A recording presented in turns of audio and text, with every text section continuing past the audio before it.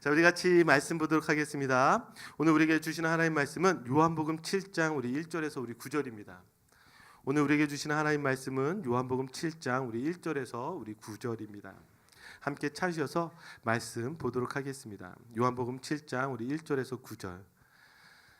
제가 1절 읽고 여러분들이 2절 읽고 우리 마지막 우리 9절은 함께 합독하도록 하시겠습니다. 자, 제가 먼저 1절 읽겠습니다. 그 후에 예수께서 갈릴리에서 다니시고 유대에서 다니려 아니하심은 유대인들이 죽이려 함이로라. 2절 여러분. 유대인의 명절인 초막절이 가까운지라. 그 형제들이 예수께 이르되 당신이 행하는 일을 제자들도 보게 여기를 떠나 유대로 가소서. 스스로 나타내기를 구하면서 묻혀서 일하는 사람이 없나니 이 일을 행하려 하거든 자신을 세상에 나타내소서 하니. 이는 그 형제들까지도 예수를 믿지 아니함이로라. 그래서 이르시되 내 때는 아직 이르지 아니하였거니와 너희 때는 늘 준비되어 있느니라. 세상이 너희를 미워하지 아니하되 나를 미워하나니 이는 내가 세상의 일들을 악하다고 증언함이라. 너희는 명절에 올라가라. 내 때가 아직 차지 못하였으니 나는 이 명절에 아직 올라가지 아니하. 함께 읽겠습니다. 이 말씀을 하시고 갈릴리에 머물러 계시니라. 아멘. 이 요한복음 7장은 유월절을 지나 이 초막절을 이야기하고 있습니다. 저희가 지난 말씀을 생각해 보면 이 요한복음 6장은요 유월절이 가까웠을 때예요. 그러니까 한 5개월 정도의 시간이 지나고 유대인의 절기인 이 초막절이 찾아왔습니다. 다시 좀 여러분들에게 이 유대인의 절기를 소개하자면 유대인들은요 3대 절기가 있어요. 무엇이 있죠? 유월절, 오순절, 초막절이 있습니다. 그 중에서도 이 초막절은요 유대인들이 가장 많이 하나님 앞에 예배하러 오는 그 순례자들이 예루살렘을 가장 많이 찾아오는 절기입니다. 이 초막절이 생긴 이유는요. 이스라엘 백성들이 그 애굽에서 노예로 생활을 하다가 하나님이 구원해 주셨잖아요. 그러면서 광야에서 지낼 때 이 초막을 짓고 지냈습니다. 이 장막을 짓고 지냈죠. 그러면서 그 장막을 짓고 지내면서 하나님이 인도해 주시고 또 하나님이 지켜 주시고 또 하나님이 먹여 주시고 재워 주시는 그 은혜에 감사한 것을 우리가 잊지 말자 해서 이 초막절 절기를 지키게 되었습니다. 자, 그러니까 이제 이 초막절이 다가왔고요. 저희가 요한복음 6장과 연결해서 생각해 본다면 이제는 시간이 좀 더 지난 한 5개월 정도가 지난 바로 이 초막절이라는 것이죠. 그런데 오늘 1절을 보니까 아주 의미심장하게 시작하고 있습니다. 예수님이 지금 갈릴리에 계시는데 유대에서는 유대인들이 예수님을 죽이려고 하고 있어요. 왜 죽이려고 했을까? 자, 아마도 그 38년 된 병자를 고치면서 그 안식일에 논쟁을 하고 안식일의 주인이 누구냐라고 했을 때 안식일의 주인이 인자다, 바로 예수 그리스도다, 자신이다라고 이야기를 하면서 유대인들이 그것을 빌미로 해서 이제 예수님을 죽이려고 하는 것이죠. 그래서 예수님이요 지금 유대로 가셔야 되는데 초막절이 되면 모든 순례자들이 예루살렘을 찾아가듯이 이제 예루살렘을 가야 되는데 예수님께서 지금 가지 못하고 갈릴리에 계신 상황입니다. 자, 그럴 때 지금 예수님의 형제들이 있죠. 예수님의 동생들이 바로 예수님을 찾아왔습니다. 그리고 예수님께 뭐라고 이야기를 하냐면, 자, 형님 이제 이곳에 계시지 말고 저 유대로, 저 예루살렘으로 가십시오라고 이야기를 해요. 자, 그 이유가 무엇이냐면 한번 4절 말씀 같이 볼까요? 뭐라고 이야기하는지. 예수님의 형제들이 예수님께 이야기하는 것입니다. 읽겠습니다. 스스로 나타나기를 구하면서 묻혀서 일하는 사람이 없나니 이 일을 행하려 하거든 자신을 세상에 나타내소서 하니. 아멘. 지금 예수님의 형제들이 예수님께 뭐라고 얘기해요? 지금 스스로 나타나기를 구하면서 묻혀서 일하는 사람이 없대요. 지금 예수님의 형제들이 예수님께 이렇게 이야기해요. 형님, 지금 큰 일을 해야 되는데 이 변두리에서 있으면 되겠습니까? 바로 저기, 저 중앙으로, 저 예루살렘으로 가셔야 되지 않겠습니까? 지금 이렇게 이야기하는 거예요. 왜 이렇게 이야기할까요? 우리가 좀 상황을 좀 이해할 필요가 있는데, 우리가 지난 말씀을 좀 기억해 보면 예수님을 따르는 제자들이 많았을까요? 많지 않았을까요? 상당히 많았다고 하죠. 특별히 이 오병이의 기적을 보면서 많은 사람들이 예수님을 쫓아왔어요. 그런데 이 사람들이 다 흩어지게 되고 예수님을 떠나게 되었습니다. 왜죠? 예수님이 고난을 이야기하셨어요.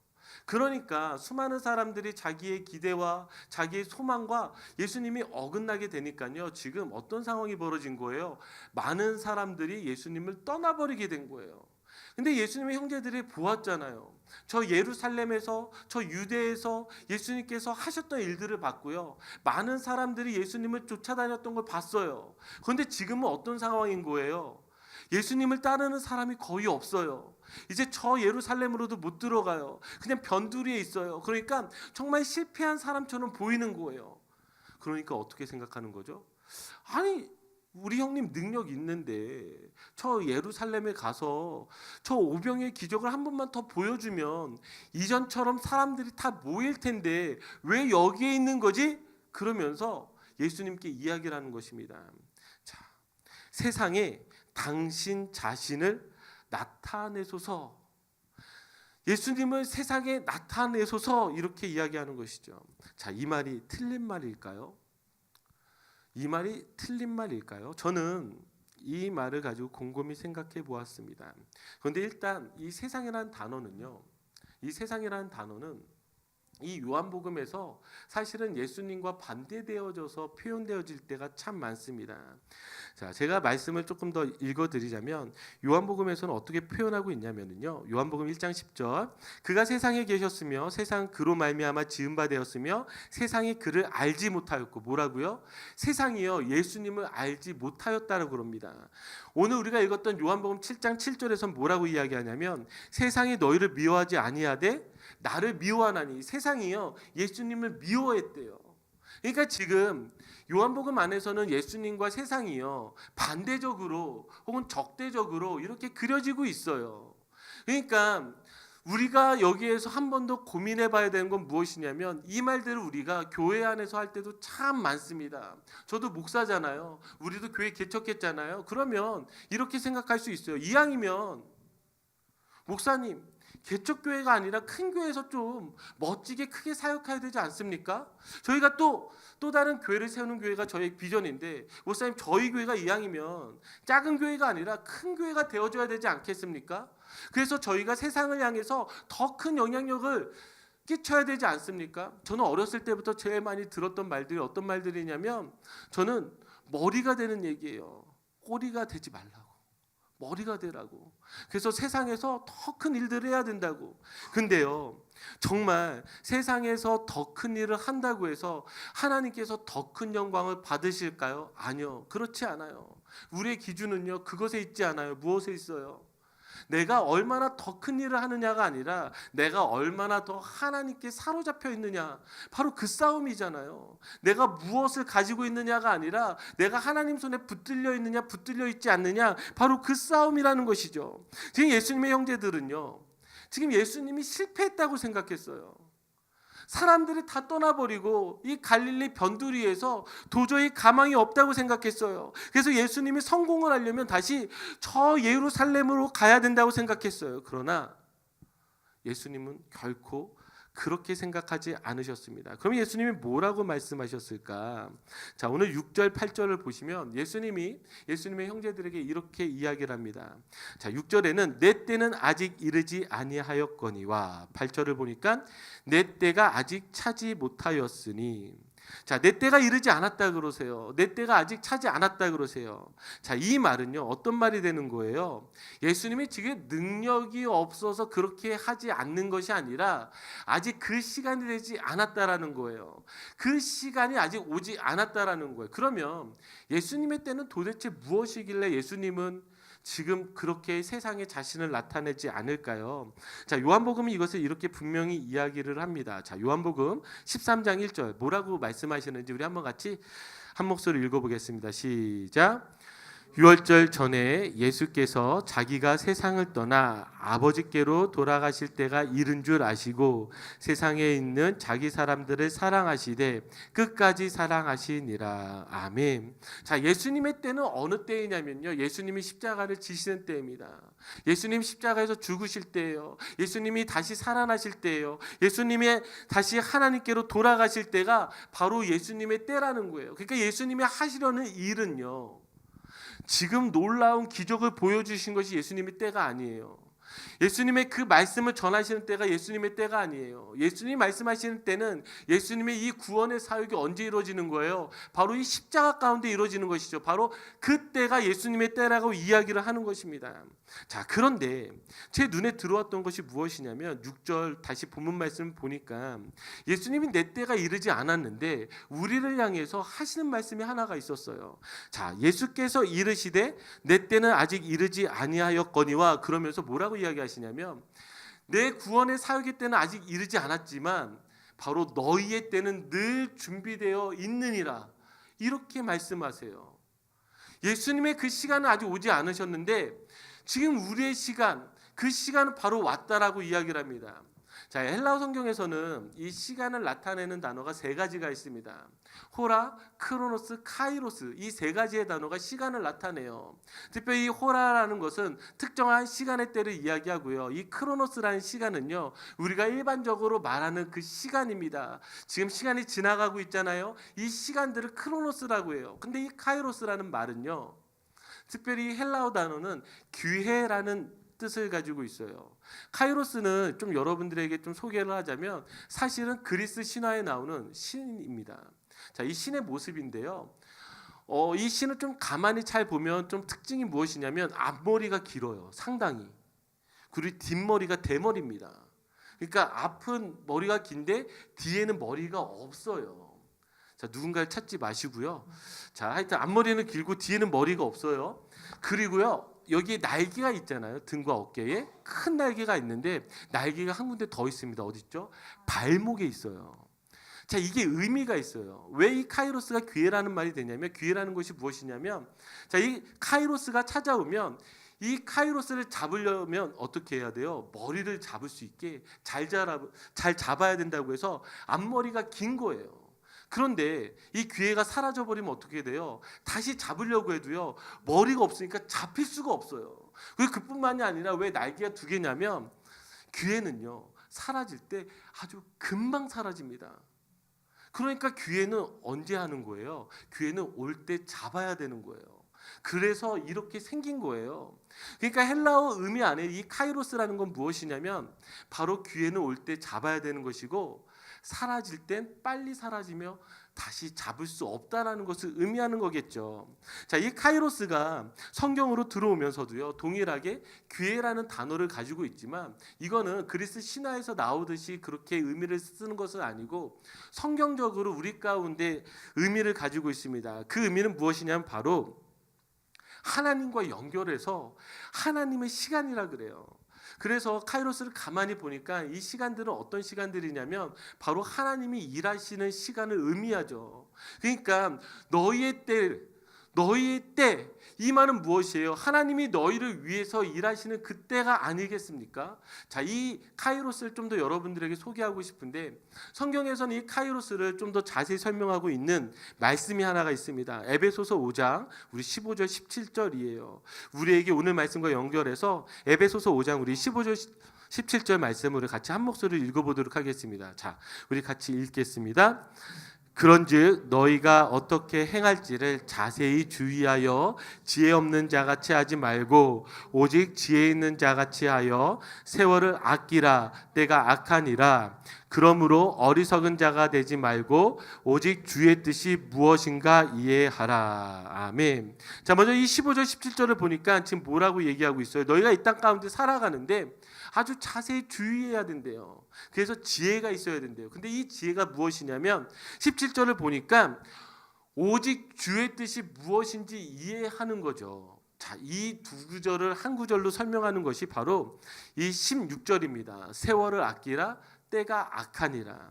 세월을 아끼라. 때가 악하니라. 여기에서 이 세월이라는 단어가요, 바로 이 카이로스라는 단어입니다. 이거를 이 16절을요 다른 성경에서 어떻게 번역하고 있는지를 보시면 제가 쉬운 성경으로 좀 더 읽어드리면 때가 악하니 가능하면 선한 일을 할 수 있는 기회를 잘 붙드시기 바랍니다. 그러니까 성경이 우리에게 이야기하고 있는 것이 무엇이냐면 지금 이 시대가 악하대요.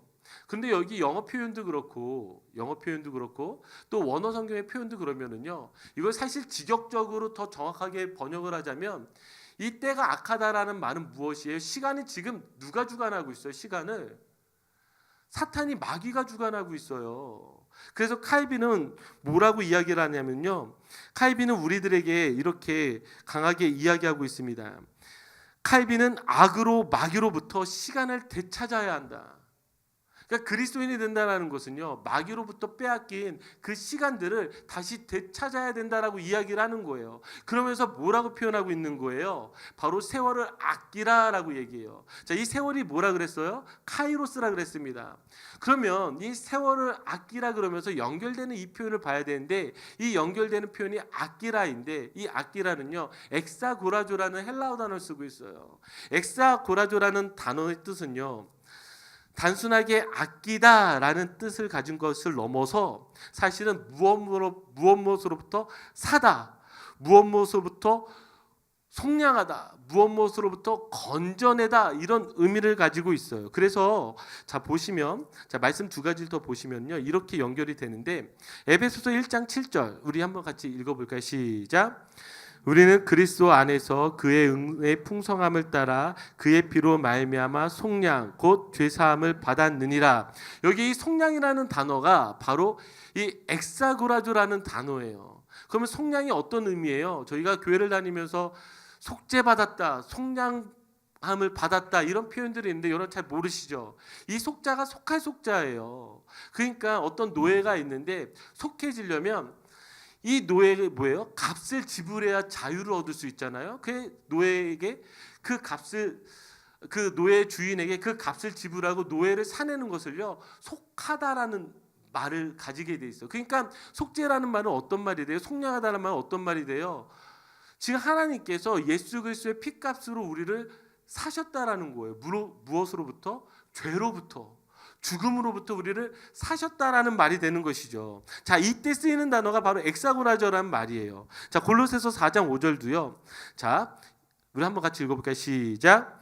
외인에게 대해서는 지혜로 행하여 세월을 아끼라. 이 아끼라는 말도 뭐라고요? 엑사고라줘요. 그런데 누구에 대해서요? 다른 사람들에 대해서 이 시간들을 건져내야 돼. 이 시간들을 사내야 해. 이렇게 성경 표현하고 있어요. 그러면 우리가 여기에 대해서 알 수 있고 배울 수 있는 것은 무엇이에요? 여러분들이 지금 이 지나는 시간들은요. 다 무엇을 향해 가고 있죠? 죽음을 향해 가고 있습니다. 여러분 느껴지세요? 저희 교회 젊은 교회인데 제가 늘 하는 말이 있어요. 40대가 되면 30대랑 또 달라요. 아마 50대가 되면 40대랑 또 달라요. 60대가 되면 50대랑 또 달라요. 왜죠? 우리 시간은요. 죽음을 향해서 가고 있어요. 죽음을요. 여러분들이 아마 어렸을 때보다 더 많이 느껴진 건 뭐냐면 시간이 점점 빨라지고 있어요. 정말 어렸을 때는 왜 이렇게 시간이 안 가지? 나 왜 이렇게 안 크지? 뭐 이런 걸로 고민했다면 지금은요. 점점 어떤 마음들이 생기냐면 왜 이렇게 시간이 빠르지? 시간은요 어디를 향해 가고 있어요? 죽음을 향해서 가고 있습니다. 자, 죽음을 향해 가고 있는 이 시간을 보면서 성경은 우리에게 무엇을 이야기하냐면 이 죽음을 향해서 가는 그 시간들 속에서 무엇을 건져내는 거예요? 무엇을 사내는 거예요? 바로 생명을 건져내는 것이고 생명을 사라고 우리에게 이야기하고 있어요. 여러분들에게 있는 이 시간은요 사실은 하나님이 주신 시간이고 이 안에 하나님의 의미들을 찾아가고 하나님의 생명들이 나타나고 하나님의 일들이 펼쳐지는 그 시간이 돼야 되는데 여러분들의 인생의 모든 시간들은요 다 누가 주관하고 있는지 알아요? 마귀가 사탄이 여러분들이 그 시간 가운데 들어와서 여러분들 저 죽음 가운데로 이끌어가고 있는 거예요. 자, 그럴 때 우리에게 뭘 얘기하고 있는 거예요? 너희들의 때를 준비하라고 예수님께서 말씀하시는 거예요. 이 얘기는 뭐예요? 죽음의 그 시간들 속에서, 죽어가는 시간 속에서 그냥 그렇게 흘려보내지 말고 하나님의 시간을 건져내래요. 하나님의 시간을 반드시 사내래요. 그래서 지혜 없는 자같이 행하지 말고 주의하여서 하나님의 뜻이 무엇인지 이해하라. 바로 여러분들의 인생에 하나님께서 어떤 뜻을 가지고 계신지, 하나님이 어떻게 그 뜻을 펼치고 싶어 하시는지를 찾으라고 이야기하시는 거예요. 제가 이 말씀을 준비하다가 지난주에 저희가 생명의 말씀을 가지고 계속 묵상하잖아요. 저에게 주셨던 하나님의 말씀이 어떤 말씀이냐면 히브리서 6장 13절 15절 말씀이에요. 자, 히브리서 6장 13절 15절 한번 같이 말씀 읽어보겠습니다. 시작. 하나님이 아브라함에게 약속하실 때에 가리켜 맹세할 자기보다 더 큰 이가 없으므로 자기를 가리켜 맹세하여 이르시되 내가 반드시 너에게 복주고 복주며 너를 번성하게 하고 번성하게 하리라 하셨더니 그가 이같이 오래 참아 약속을 받았느니라. 아멘. 제가 주의 말씀을 고민하고 있다가 이 말씀이 제게 들어왔어요. 그 이유가 무엇이냐면, 자, 하나님이 아브라함을 부르셨어요. 자, 아브라함을 부르셨고 아브라함의 인생 한번 생각해 보세요. 그 죽음으로 가는 시간 속에서 그가 모든 인생이 잘 됐을까요? 아브라함도요, 인생에 굴곡이 많았어요. 인생의 굴곡이요. 정말 수많은 사람들이 안 된다라고 하는 그 실패 순간들이 많았어요. 그런데 그가 어떻게 그 시간들을 이길 수 있었을까? 15절 표현하니까 15절에 이같이 표현해요. 그가 이같이 오래 참아 약속을 받았느니라. 이거는요, 좀 더 강조하기 위해서 이렇게 표현한 건데, 지금 그가 오래 참아서 약속을 받았어요? 아니요. 약속을 받아서 오래 참을 수 있었어요. 그 약속 하나 때문에요, 그는 죽어가는 이 시간 속에서 하나님의 그 마음을, 하나님의 그 시간을, 하나님의 생명을 건져낼 수 있었어요. 자, 보세요. 13절 14절 하나님이 아브라함에게 약속하실 때, 봐요, 하나님이 아브라함에게 약속하시잖아요. 근데 어떻게 약속하세요?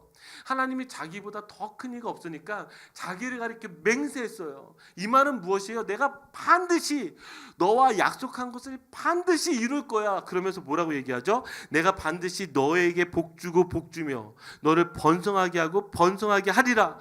아브라함이 이 약속 받으니까요, 이 약속 붙잡고 죽음으로 흘러가는 그 시간 속에서 하나님의 것들로 채워갈 수가 있었어요. 무엇 때문에요? 하나님이 주신 약속 때문에요. 우리도 동일하게 이 땅 가운데 살아가고 있습니다.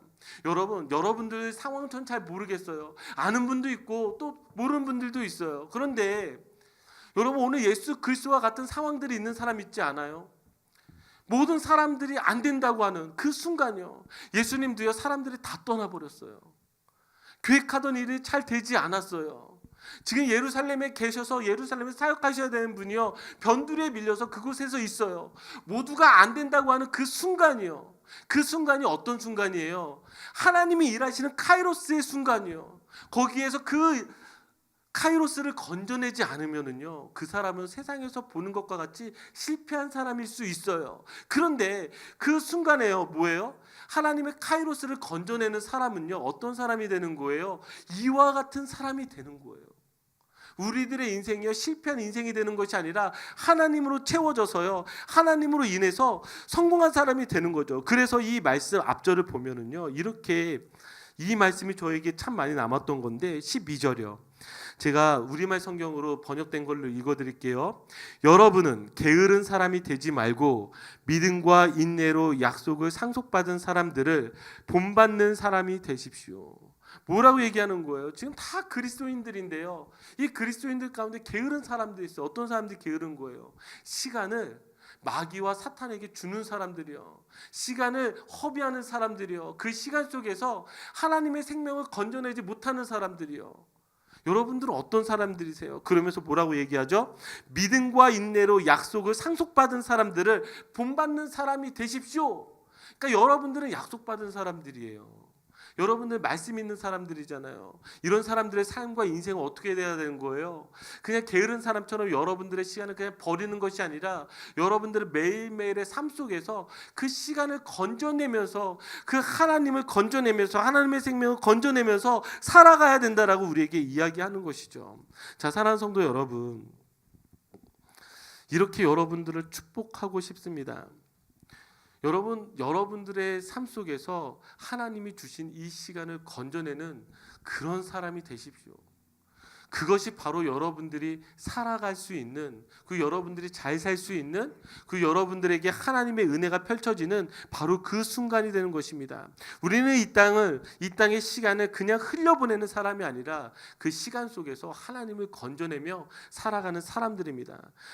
저희가 그랬으면 좋겠고, 또 여러분들이 그랬으면 좋겠고, 저희 교회가 그런 교회가 되기를 간절히 소원합니다. 아멘. 같이 기도하겠습니다.